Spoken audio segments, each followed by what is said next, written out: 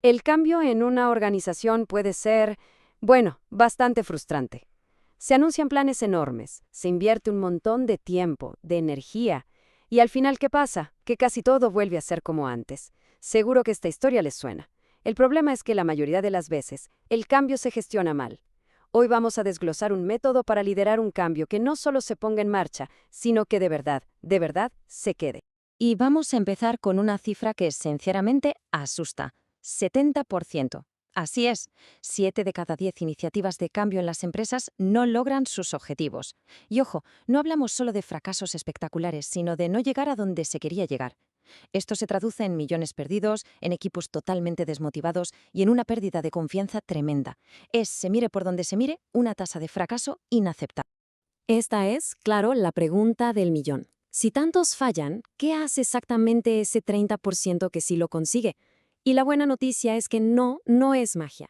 Existe una hoja de ruta, un método probado que marca toda la diferencia entre el fracaso y un cambio que perdura.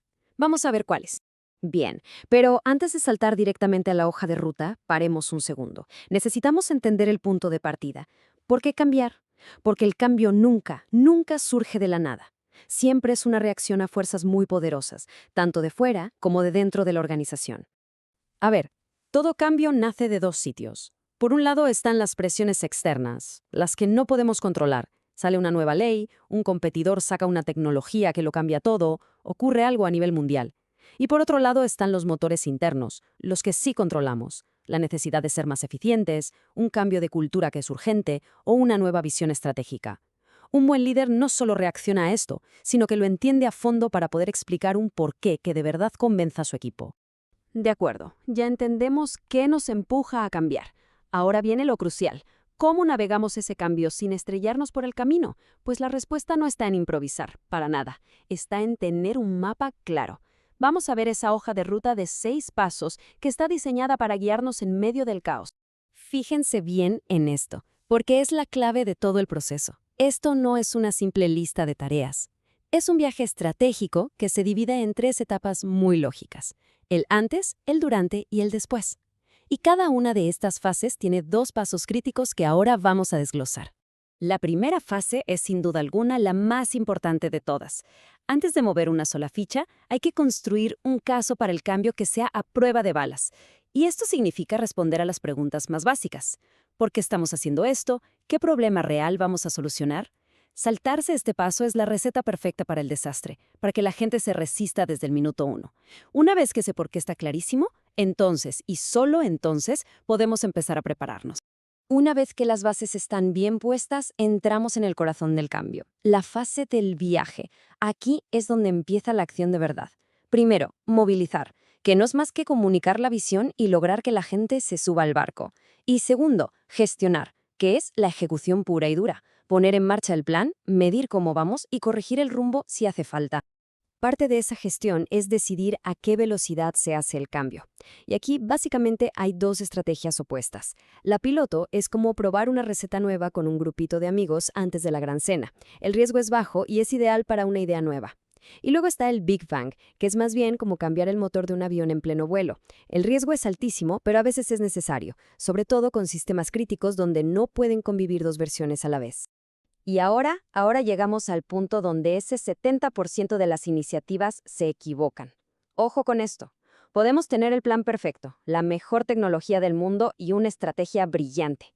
Pero si nos olvidamos del factor humano, todo se viene abajo. Vamos a hablar del verdadero ingrediente secreto del éxito: entender a las personas. El término técnico es stakeholder o interesado, y el error más común es pensar que esto se refiere solo a los directivos, pero la realidad es que incluye a todo el mundo: al gerente de primera línea, al empleado de la fábrica, al representante del sindicato. La regla de oro es muy simple: si a alguien le afecta el cambio, si tiene algo que ganar o perder, es un interesado y su punto de vista es fundamental. Mucha atención a esta cita, porque lo explica todo. Cuando las personas están bajo estrés, su capacidad para procesar información disminuye en un 80%. Pensemos en esto de nuevo: un 80%. Esto es clave. Explica por qué un líder puede sentir que está comunicando sin parar mientras su equipo sigue sintiéndose perdido y confuso. No es que no escuchen, es que su cerebro, bajo el estrés del cambio, literalmente no puede procesar la información. La solución, una comunicación radicalmente simple, clara y muy repetitiva. Entonces, ¿cuál es el antídoto para ese bloqueo mental del 80%? Pues una comunicación diferente. No se trata solo de hablar más, sino de hablar mejor. Comunicar con una frecuencia casi exagerada. Ser brutalmente honesto sobre lo que se sabe y, casi más importante, sobre lo que todavía no se sabe.